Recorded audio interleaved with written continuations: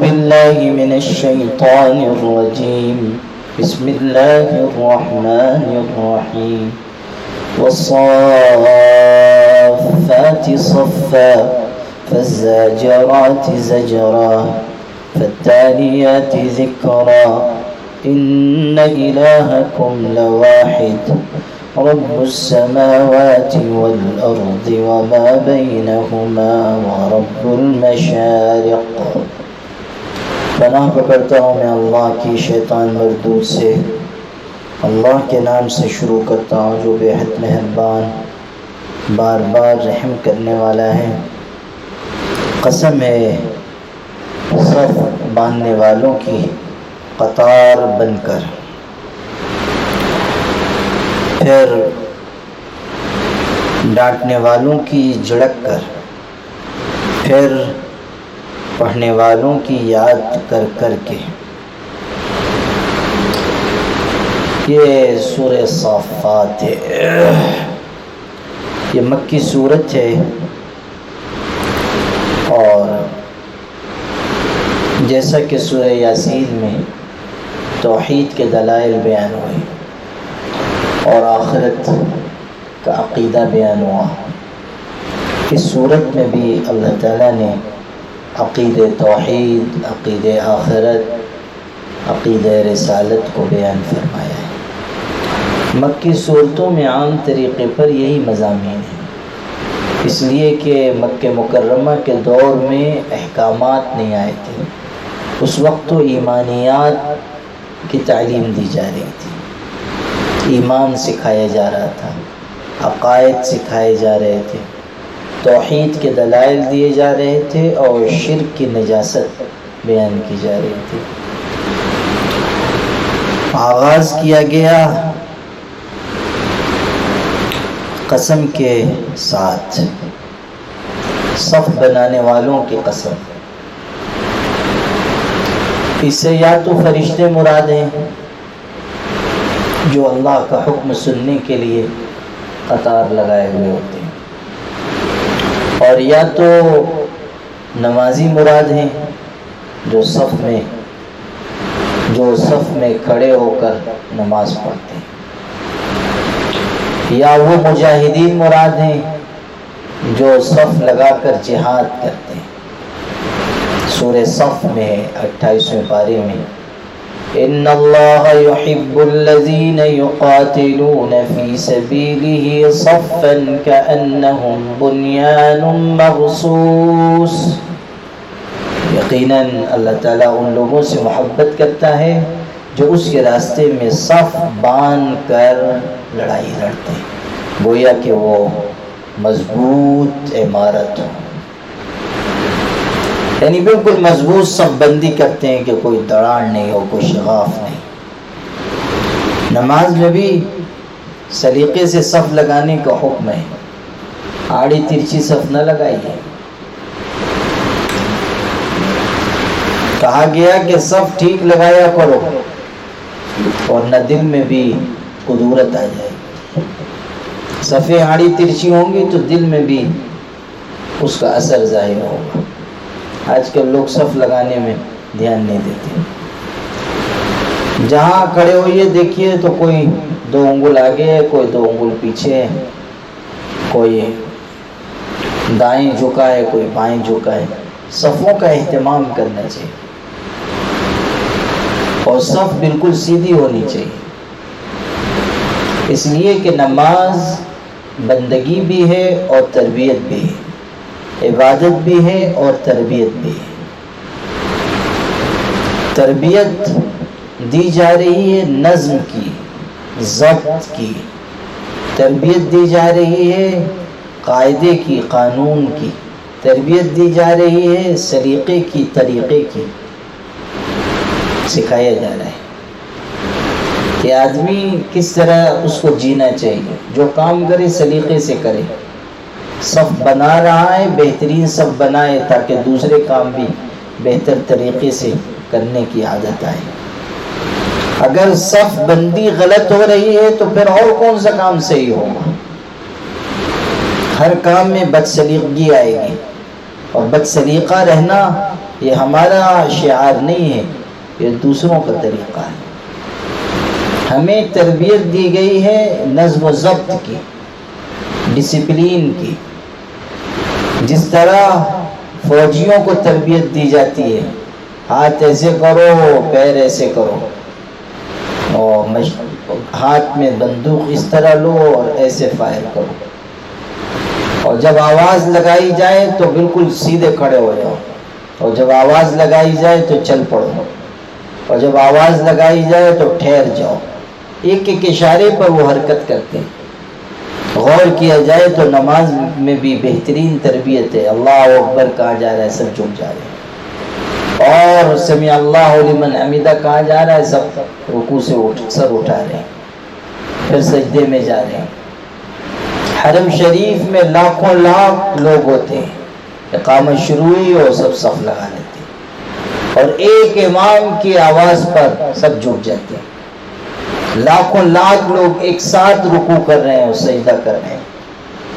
یہ تربیت کا ایک نظام تھا جس کو عملی زندگی میں بھی لانا تھا، لیکن افسوس کہ مسلمانوں نے اس کو سمجھا نہیں۔ انہوں نے یہ خیال کیا کہ بس نماز پڑھنی ہے، چلو جلدی جلدی نماز پڑھ لیں، اور جتنی جلدی ہو جائے اتنا اچھا ہے، اور جو امام پنجاب میل کی طرح نماز پڑھائے وہ بہترین امام ہے۔ جو فجر کی نماز میں بھی پڑھے والعصر اور انا اعطینا، وہ بہترین امام ہے، اور عشاء کی نماز بھی وہ ہمیشہ پڑھا دیا کرے قل اعوذ برب الفلق قل اعوذ برب الناس۔ جہاں ذرا لمبی نماز ہونے لگتی ہے لوگ گھبرا رہے ہیں، پریشان ہو رہے ہیں، ٹھیک نہیں۔ نماز کو عبادت اور تربیت دونوں رخ سے سمجھنا چاہیے، اور صف بنانا اسی تربیت کے ایک حصہ ہے۔ تو جو لوگ نماز میں صف لگاتے ہیں، یا جو مجاہدین جہاد میں صف لگاتے ہیں، ان کی قسم کھائی جا رہی ہے، یا پھر فرشتوں کی قسم ہے کہ جو صف لگاتے ہیں اللہ کا حکم سننے کے لیے، اور اسی کو زیادہ تر لوگوں نے اختیار کیا ہے کہ یہ فرشتوں کی قسم ہے، اس لیے کہ آگے جو لفظ آ رہا ہے وہ بھی انہی سے جڑا ہوا ہے کہ ڈانٹتے ہیں جھڑک کر، فالزاجرات زجرا۔ یہ فرشتوں کی ایک صفت بیان ہو رہی ہے کہ جب شیطان پہنچتے ہیں پیغام چرانے کے لیے، ہو جاتے ہیں تاکہ احکامات جو زمین پر اترنے والے ہیں کان لگا کر سنیں، تو فرشتے ان کو دوڑاتے ہیں اور ان کو بھگاتے ہیں۔ إِلَّا مَنِ اسْتَرَقَ السَّمْعَ فَأَتْبَعَهُ شِهَابٌ ثَاقِبٌ۔ آگے آ رہا ہے۔ حضور صلی اللہ علیہ وسلم کے دور سے پہلے جنات شیاطین جاتے تھے آسمانوں پر، اور وہاں اللہ کے احکامات فرشتوں کو درجہ بدرجہ بتائے جاتے تھے، وہ اس کو سن لیتے تھے، اور سنتے تھے تو زمین پر آ کر کاہنوں کو بیان کر دیتے تھے، جادوگروں کو وہ کہہ دیتے تھے۔ اب جیسے مثال کے طور پر اللہ نے کہا کہ مالیگاؤں میں فلاں دن بارش ہونے والی ہے، حکم ہمارا ہے بارش ہوگی، فرشتوں کو احکامات دے دیے گئے۔ اب ان سے سن کے شیاطین آتے تھے اور جادوگروں کے کان میں پھونکتے تھے کہ فلاں دن بارش ہونے والی ہے۔ اب وہ بیٹھ کے لوگوں کے مجمع میں کہہ رہے ہیں دیکھ لینا 3 دن کے بعد بارش ہوگی، دیکھ لینا 3 دن کے بعد بارش ہوگی۔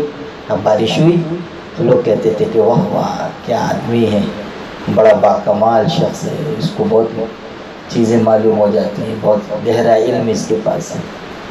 حضور نے فرمایا کہ وہ جو شیاطین آ کر بیان کرتے ہیں اس میں ایک سچ میں یہ 100 جھوٹ ملا کے بیان کرتا ہے۔ جب حضور صلی اللہ علیہ وسلم کی بعثت ہوئی تو شیاطین کو روک دیا گیا، آسمانوں پر پہرے بٹھا دیے گئے، اب گھس نہیں سکتے۔ تو اب یہ لوگ جب جاتے ہیں آسمانوں کے قریب تو پھر فرشتے ان کی ٹھکائی کرتے ہیں، اور شہاب ثاقب ان کا پیچھا کرتا ہے، تارے ان کے پیچھے لگا دیے جاتے ہیں۔ تو یہ فرشتوں کی صفت ہے کہ فالزاجراتی زجرا، کہ ڈانٹنے والوں کی جھڑک کر ڈانٹنے والوں کی قسم۔ اور اگر انسانوں سے متعلق اس کو مانا جائے، جیسا کہ جہاد اور نماز والی صف کی بات تھی، تو اس کا مطلب یہ ہوگا کہ وہ لوگ جو اپنے آپ کو معصیت اور نافرمانی سے دور رکھتے ہیں، اور جب شیطان آتا ہے ان کے قریب کہ ایسا گناہ کر لو تو اس کو بھگاتے ہیں کہ چل تجھے اپنا کام دیکھ، تو ادھر کدھر آیا ہے، غلط محلے میں غلط آدمی صحیح محلے میں کیوں چلایا، اپنا کام دیکھ۔ فالزاجرات زجرا، اس کو ڈانٹتے ہیں اور بھگاتے ہیں۔ اور اگر مجاہدین سے اس کو جوڑ دیا جائے تو پھر اس کا یہ مطلب ہوگا کہ جو دشمنوں کے مقابلے میں ڈٹے کھڑے ہوتے ہیں، اور اگر دشمن آ گیا اور مقابلہ ہو رہا ہے تو اس کی خوب ٹھوکائی کرتے ہیں اور اچھی طرح اس کو ڈانٹ پلاتے ہیں اور خوب کڑک کر ان پر حملہ کرتے ہیں، خوب گرجتے برستے ہیں۔ فالتالیات ذکرا، پھر پڑھنے والوں کی یاد کر کے قسم۔ اس سے بھی دونوں مراد ہو سکتی، جو لوگ اللہ تعالیٰ کی کتاب کی تلاوت کرتے ہیں اور یاد کرتے ہیں ان کی قسم، یعنی حفاظ قرآن کی قسم، اور یا فرشتوں کی قسم جو اللہ تعالیٰ کے احکامات سنتے ہیں تو اس کو دہراتے ہیں اور یاد کرتے ہیں تاکہ صحیح احکامات وہ پہنچا دیں۔ فالتالیات ذکرا، ان الہکم لواحد۔ اتنی قسمیں کھانے کے بعد اب مضمون آیا کہ جس کے لیے قسم کھائی گئی تھی۔ 3 قسمیں کھائی گئی اور اس کے بعد اب وہ بات آئی جو بیان کرنی تھی۔ جب قسم کھا کر کوئی بات بیان کی جاتی ہے تو اس کا مقصد ہوتا ہے طاقت کے ساتھ کسی چیز کو بیان کرنا اور اہتمام کے ساتھ کوئی حقیقت واضح کرنا۔ آدمی بھی قسم کھاتا ہے، کیوں کھاتا ہے؟ اپنی بات میں زور پیدا کرنے کے لیے، اپنی بات کا یقین دلانے کے لیے کہ یہ ہوا ہے، میں نے تم کو پیسہ دیا تھا اللہ کی قسم۔ ویسے یاری قسم عام طریقے پہ ٹھیک نہیں ہوتی ہے، لیکن انسان جو کھاتا ہے وہ اسی لیے نا کہ زور پیدا کرے، اپنی بات میں قوت پیدا کرے، اپنے کلام میں وزن پیدا کرے۔ اللہ نے اگر کسی چیز کو قسم کھا کر بیان کیا ہے تو اس لیے کہ انسانوں کے دل میں یہ حقیقت جم جائے اور ان کے ذہن میں یہ بات رہے کہ اللہ اگر کسی چیز کو قسم کھا کر بیان کر رہا ہے تو کیسی محکم اور سچی بات ہے۔ ان الہکم لواحد، بے شک تمہارا معبود ایک ہے، تم سب کا خدا ایک ہے۔ یہ حقیقت اتنی بڑی ہے کہ اس کو قسمیں کھا کر بیان کیا گیا کہ معبود بس ایک ہے، اور جتنے جھوٹے خداؤں کی پرستش کی جا رہی ہے وہ سب باطل ہیں۔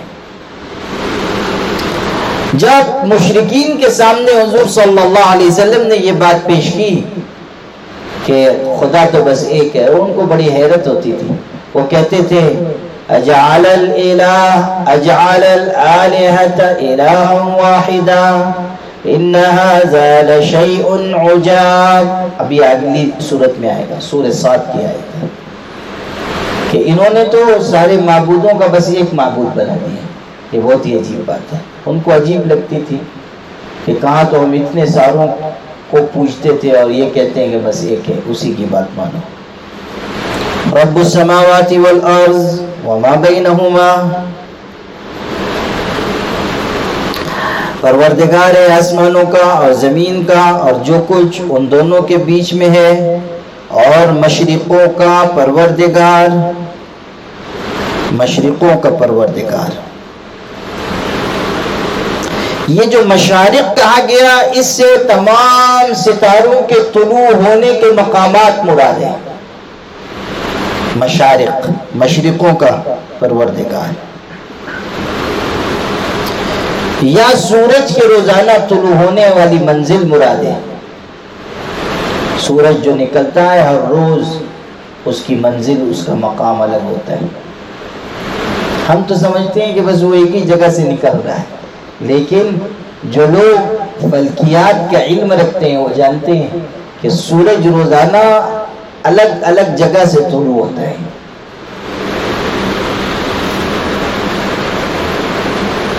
اسپین میں جو مسجد بنائی گئی تھی جامع مسجد قرطبہ کی جامع مسجد, اس میں 365 یا 360 محرابیں بنائی گئی تھی,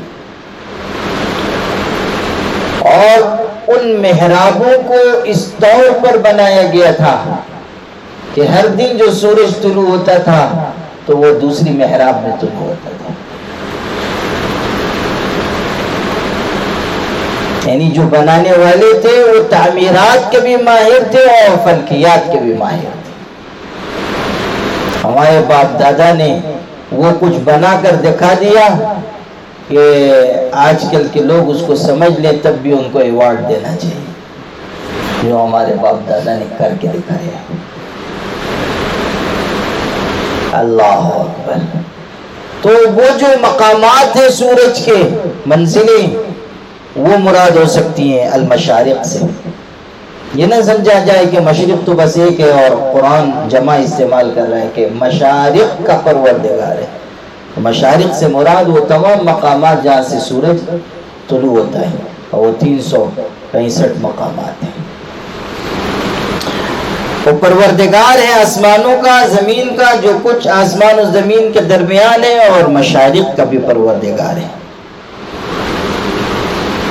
اچھا, اب ایک سوال یہ اٹھتا ہے کہ مشارق ہے تو پھر مغارب بھی ہے, کہ جہاں یہ نکل رہا ہے تو پھر اسی کے اعتبار سے غروب بھی ہوتا ہے, لیکن مشارق کے ساتھ مغارب نہیں فرمایا.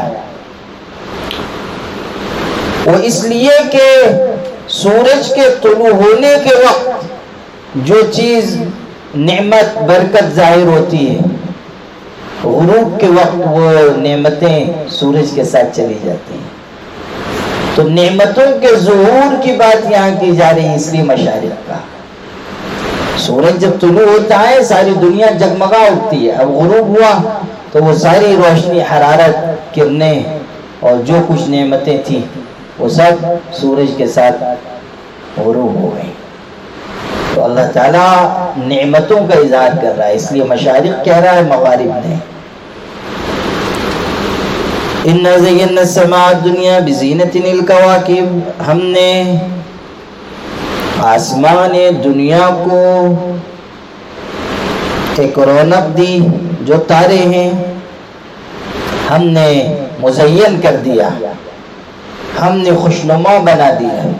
سب ترجمے ہو سکتے.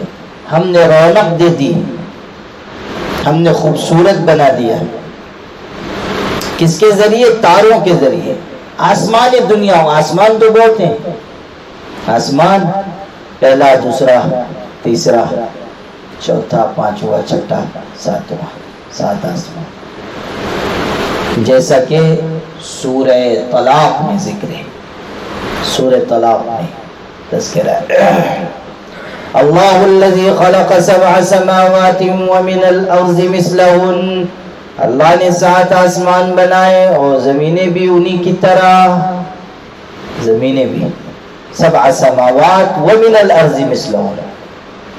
7 ارضین نہیں کہا گیا بلکہ 7 ومن الارض مثلہن. 7 سماوات تو کہا, لیکن ومن الارض مثلہن فرمایا, اس لیے کہ عربی زبان میں اراضی یا ارضون یہ فصیح نہیں سمجھی جاتی, اس لیے اس کی جمع نہیں. قرآن میں کہیں جمع استعمال نہیں کی گئی, ارض کہا گیا. حالانکہ زمینیں بھی 7 ہیں اور آسمان بھی 7, قرآن سے ثابت ہے ومن الارض مثلہن, زمینیں بھی 7, آسمان بھی 7. جو ہمیں نظر آ رہا ہے آسمان, اس کو آسمان دنیا کہا گیا. السماء الدنیا, آسمان دنیا. ورنہ آسمان اس کے اوپر بھی ہے اور اس کے اوپر بھی ہے, اور حدیث میں ہر آسمان پر مخلوقات آباد ہیں. یہاں تک کہا گیا کہ زمینوں میں بھی مخلوق آباد ہیں. اس زمین پر تو ہم ہیں, اس کے نیچے جو زمینیں ہیں وہاں بھی مخلوقات ہیں, اور اس کے نیچے بھی ہو. کیسی مخلوقات ہیں اللہ کے علم میں, کیا کیا آباد ہیں. خدا جانتا ہے۔ ایسا نہیں ہے کہ صرف اس زمین پر آبادی ہے، اور آسمانوں پر کیا کچھ ہے ہماری دسترس سے باہر ہے۔ وہ فرشتوں کی اتنی بڑی جماعت ہے کہ ہم تصور بھی نہیں کر سکتے، اس کو آسمان دنیا کہا۔ اور چونکہ وہ نزدیک ہے ہم سے، اس لیے آسمان دنیا کہلا رہا ہے۔ اور پھر اس کے اوپر آسمان، اس کے اوپر آسمان، 7 آسمان۔ وہ ہے نا کہ ایک دفعہ ملا نصیر الدین جو ہے وہ نکلے، اور ایک عیسائی بھی ساتھ ہو گیا اور یہودی بھی ساتھ ہو گیا، اور چلے تینوں، اور درویشوں کا حلیہ بنائے ہوئے تھے، کھانے پینے کو کچھ تھا نہیں۔ کسی خاتون نے دیکھا اور بہترین قسم کا حلوہ نذرانے میں پیش کیا۔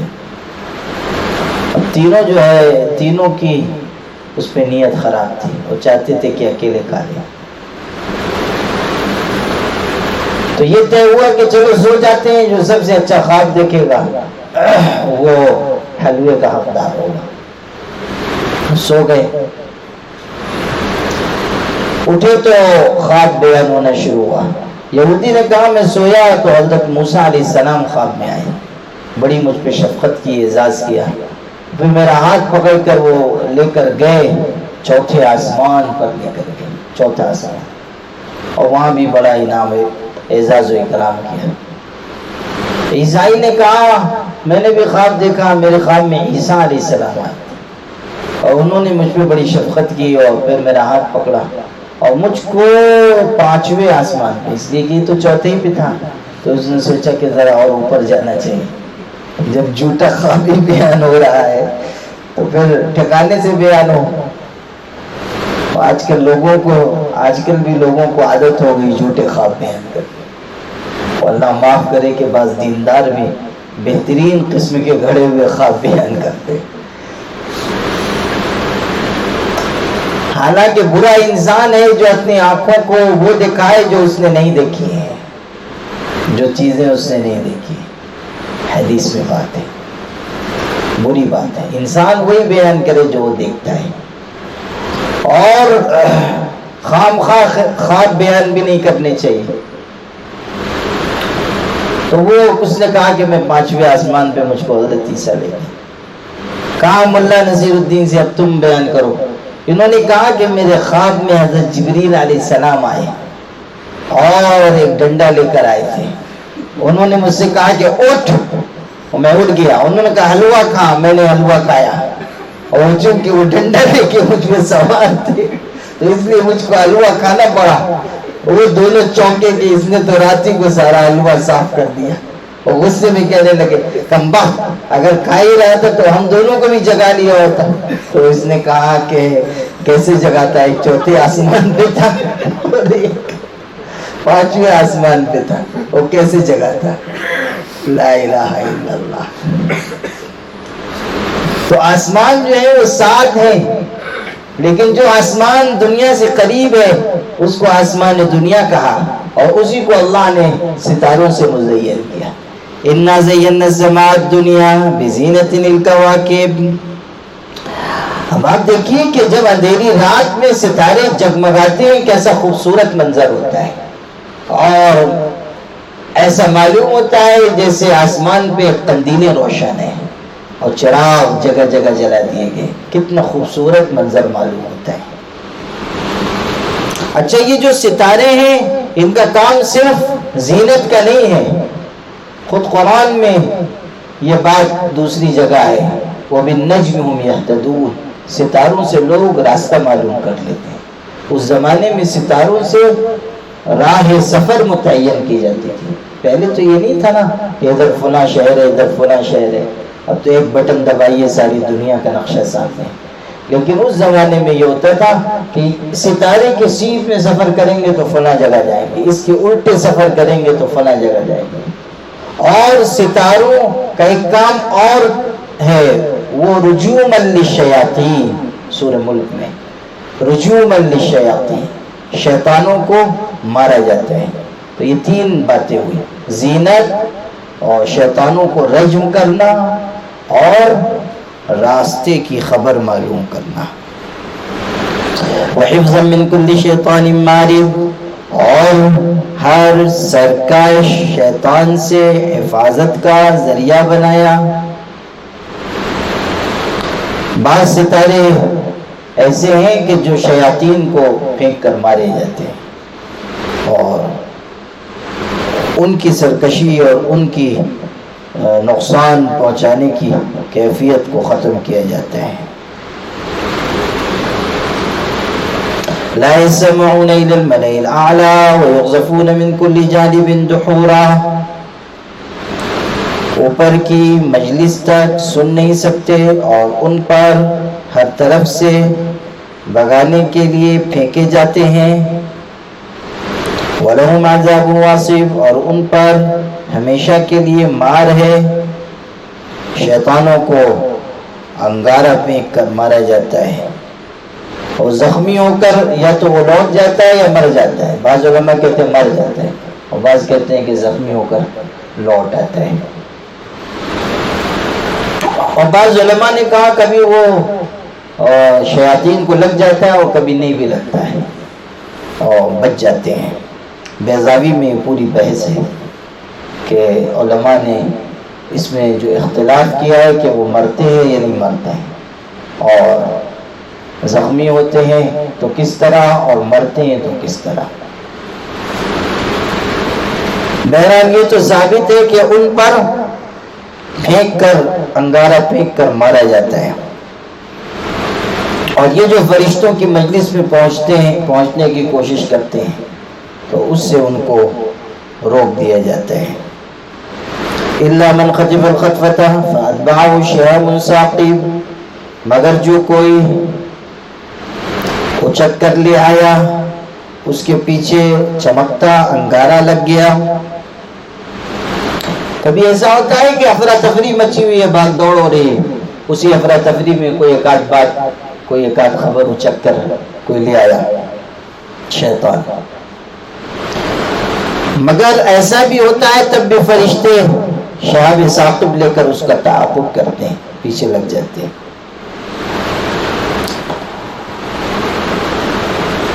یہ جو شہاب ثاقب ہوتا ہے، آج کل کے سائنسداں کہتے ہیں کہ یہ ستاروں ہی کے چھوٹے چھوٹے ٹکڑے ہوتے ہیں، بہت چھوٹے۔ ستارے بہت بڑے بڑے ہیں، اگر پورا ستارہ گر گیا تو ساری دنیا ہی ختم ہو جائے گی، لیکن اس کے بہت معمولی ٹکڑے ہوتے ہیں جو شہاب ثاقب کی شکل میں ہوتے ہیں، اور وہی پیچھے لگائے جاتے ہیں۔ فَاسْتَفْتِهِمْ أَهُمْ أَشَدُّ خَلْقًا أَمَّنْ خَلَقْنَا، اب ان سے پوچھئے کیا یہ بنانا مشکل ہے یا جتنی مخلوق کو ہم نے بنایا۔ جو لوگ موت کے بعد دوبارہ زندہ کیے جانے کے انکار کرتے ہیں، یعنی بعث بعد الموت کا، ان سے پوچھئے کہ یہ ستارے، چاند، سورج، آسمان، زمین، یہ بنانا مشکل کام ہے یا انسانوں کو پیدا کرنا؟ نہیں، جو اللہ اتنے بڑے بڑے ستارے بنا سکتا ہے، چاند، سورج، آسمان، زمین، وہ 5 فٹ کے انسان کو کیسے نہیں بنا سکے گا؟ بعث بعد الموت کی دلیل دی جا رہی ہے۔ اِنَّا خَلَقْنَاهُم مِّن طِينٍ لَازِبٍ، ہم نے ہی ان کو ایک چپکتے ہوئے گارے سے بنایا ہے۔ جو آدم علیہ السلام کو پتلا بنایا گیا تھا وہ مٹی گارے کا بنا تھا، اور وہ مٹی بھی پوری زمین سے جمع کی گئی تھی، اور وہ چپکتا ہوا گارا تھا۔ من طین لازب، لازب کہتے ہیں چپکنے والی چیز کو، ہاتھ سے چپک جائے، اور اس میں جو چپکنے کا مادہ رکھا گیا تھا، اس کی مصلحت یہ بیان کی گئی کہ چونکہ انسان چپکتی ہوئی مٹی سے بنایا گیا، چپکنے والی مٹی سے، اس لیے کہ اس کے اندر ایسی صفات رکھنی تھی کہ جو چیزوں کو اپنی طرف کھینچے۔ اب حرص ہے، لالچ ہے، یہ سب چپکنے والی چیز یہ خوبو پیدا ہوئی. جیسے تمام زمین سے مٹی لی گئی تھی، اس کے پیچھے مصلحت یہ تھی کہ ہر رنگ کے انسان آئے. یہ نہ ہو کہ صرف یورپ والوں کی طرح سفید سفید ہوں، نہ یہ کہ صرف افریقہ والوں جیسے کالے کالے ہوں. ہر طرح کے لوگ پیدا ہوئے. بل عجبت ویسخرون، بلکہ تم تعجب کرتے ہو اور وہ مذاق اڑاتے ہیں.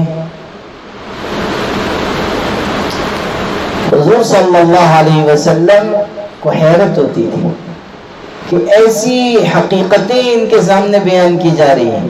جیسے دلیل بیان ہوئی کہ چاند سورج آسمان زمین ستارے بنانا مشکل ہے، یہ انسانوں کو بنانا. اب یہ کتنی موٹی سی بات ہے، ہر ایک کے سمجھ میں آنے والی بات ہے کہ جو اللہ چاند سورج سیارے ستارے بنا سکتا ہے وہ انسان بھی بنا سکتا ہے. اتنی موٹی بات بھی ان کو نہیں سمجھ میں آ رہی ہے مشرکوں کو، تو حضور کو تعجب ہوتا تھا. اور مشرکوں کی حالت یہ تھی کہ وہ حضور کا مذاق اڑاتے تھے یا قرآنی آیات کا مذاق اڑاتے تھے. کہتے تھے کہ کیسی بے سر و پا باتیں بیان ہو رہی ہیں، کیسی واہیات باتیں بیان ہو رہی ہیں، کیسی بے اصل باتیں، بے سند باتیں بیان ہو رہی ہیں. وہ تو کہتے تھے قرآن کی آیتیں اگلوں کے قصے کہانیاں ہیں. وَإِذَا ذُكِّرُوا لَا يَذْكُرُونَ، اور جب ان کو نصیحت کی جاتی ہے نصیحت نہیں حاصل کرتے. جب سمجھایا جاتا تھا تو سمجھتے نہیں تھے. وَإِذَا رَأَوْا آیَةً يَسْتَسْخِرُونَ، اور جب کوئی نشانی دیکھتے اور تمسخر کرتے. یعنی معجزات دیکھ کر بھی انہیں ایمان و یقین کی راہ پر چلنا نہیں آیا، بلکہ ہنسی مذاق میں چیزوں کو اڑا دیتے تھے. انبیاء علیہ السلام کو معجزات دیے گئے. کیوں دیے گئے؟ تاکہ ان کی نبوت و رسالت کو لوگ سمجھ لیں، پہچان لیں کہ یہ اللہ کے پیغمبر ہیں. اور حضور صلی اللہ علیہ وسلم کو سب سے زیادہ معجزات دیے گئے. حضور کو سب سے بڑھ کر معجزات دیے گئے. الخصائص الکبریٰ فی معجزات خیر الورا میں جلال الدین سیوطی رحمۃ اللہ علیہ نے لکھا ہے کہ حضور کے معجزات کی تعداد تو 10,000 ہے، اور انہوں نے 1,000 معجزات کا تو نام بنام ذکر کیا ہے اپنی کتاب میں. لیکن اتنی نشانیاں دیکھنے کے بعد بھی یہ ایمان نہیں لا رہے، بلکہ ہنسی ٹھٹے تمسخر کی راہ پر چلتے تھے. وقالوا ان هذا الا سحر مبین، اور کہتے ہیں کہ کچھ نہیں، یہ تو بس کھلا ہوا جادو ہے. اذا متنا وكنا ترابا وعظاما انا لمبعوثون، کیا جب ہم مر جائیں گے اور مٹی ہو جائیں گے اور ہڈی، تو کیا ہم دوبارہ اٹھائے جائیں گے؟ او آباؤنا الاولون، کیا ہم اور ہمارے اگلے باپ دادا یعنی ہم اور زندہ کیے جائیں گے؟ ان کی ہاں بس وہی مرغے کی ایک ٹانگ تھی کہ جب مر جائیں گے مٹی ہو جائیں گے پھر دوبارہ زندہ کیے جائیں گے. ان لوگوں کو بیگن کھلانا چاہیے تھا تاکہ ان کو مرغے کی دوسری ٹانگ بھی نظر آتی. بس وہی ایک چیز لے کے آتے تھے کہ مر جائیں گے مٹی ہو جائیں گے ہڈی ہو جائیں گے، کون زندہ کرے گا؟ سورہ یاسین میں بھی گزرا نا، من یحیی العظام وہی رمیم، جب وہ سیدھا ہڈی ہو جائیں گے کون زندہ کرے گا؟ یہ الو کے پٹھے بس وہی ایک بات لے کے آتے تھے. قل نعم وانتم داخرون، آپ کہہ دیجئے کہ ہاں اور تم ذلیل ہو گئے. فإنما هي زجرة واحدة فإذا هم ينظرون، جواب دیا جا رہا ہے تم دوبارہ زندہ کیے جاؤ گے اور تمہاری ان حرکتوں اور کرتوتوں کی وجہ سے ذلیل بھی ہوگے، اور بس اٹھانا تو یہی ہے، ایک ڈانٹ ایک جھڑکی، زجرۃ واحدہ. فإذا هم ينظرون، پھر اسی وقت یہ دیکھنے لگیں گے. وقالوا یا ویلنا ھذا یوم الدین، اور کہیں گے ہائے ہماری خرابی، یہ انصاف کا دن آ گیا. یعنی جب ڈانٹ کر کھڑے کر دیے جائیں گے اور دہشت کے مارے دیکھ رہے ہوں گے کہ کیا ہو گیا، ہم تو انکار کرتے تھے اور قیامت آ گئی، اور اس کے بعد کیا ہوگا؟ وہ کہیں گے کہ ہائے قیامت کا دن تو آ گیا، انصاف کا دن تو آ گیا، اور ہم انکار کرتے تھے، اب تو ہمارے لیے بہت ہی سخت مصیبت ہے. ھذا یوم الفصل الذی کنتم بہ تکذبون، یہی ہے فیصلے کا دن جس کو تم جھٹلاتے تھے، یعنی وہ قیامت کے دن جس کا ذکر کیا جاتا تھا یہی ہے۔ دنیا میں تم جھٹلا رہے تھے، آج اپنی آنکھوں سے اس کو دیکھ لو۔ دو باتیں کہی گئی قیامت کے بارے میں، یوم الدین انصاف کا دن اور یوم الفصل فیصلے کا دن۔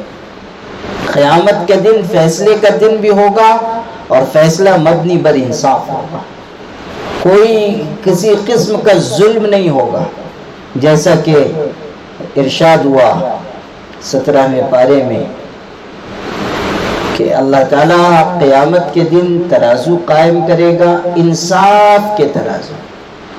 وَنَزَعُ الْمَوَازِينَ الْقِسْطَ لِيَوْمِ الْقِيَامَةِ فَلَا تُظْلَمُ نَفْسٌ شَيْئًا وَإِنْ كَانَ مِثْقَالَ حَبَّةٍ مِّنْ خَرْدَلٍ أَتَيْنَا بِهَا وَكَفَى بِنَا حَاسِبِينَ۔ ارشاد ہوا کہ ہم قیامت کے دن انصاف کے ترازو قائم کریں گے، پھر کسی پر کچھ بھی ظلم نہیں ہوگا، رائی کے دانے کے برابر کوئی عمل ہوگا اس کو بھی ہم لے آئیں گے اور ہم حساب لینے کے لیے کافی ہیں۔ تو قیامت کا دن حساب کا دن، اور قیامت کا دن فیصلے کا دن، اور قیامت کا دن انصاف کا دن، اور قیامت کا دن عزت بخشنے والا دن کہ نیک انسانوں کو اٹھایا جائے گا، اور قیامت کا دن ذلیل کر دینے والا دن کہ جب منکروں اور فاسقوں فاجروں کو پست کر دیا جائے گا، اور قیامت کا دن کھڑا دینے والا جو لوگوں کو جھنجھوڑ کر رکھ دے گا، جیسا کہ فرمایا القارعۃ ما القارعۃ وما ادراک ما القارعۃ۔ اور قیامت کا دن تغابن، یوم التغابن کہا گیا اس کو، تغابن کا دن ہوگا۔ اللہ اکبر، کتنی حقیقتیں بیان کی گئی، کتنی حقیقتیں۔ تو کہا گیا ھذا یوم الفصل الذی کنتم بہ تکذبون، یہ ہے فیصلے کا دن جس کو تم جھٹلاتے تھے۔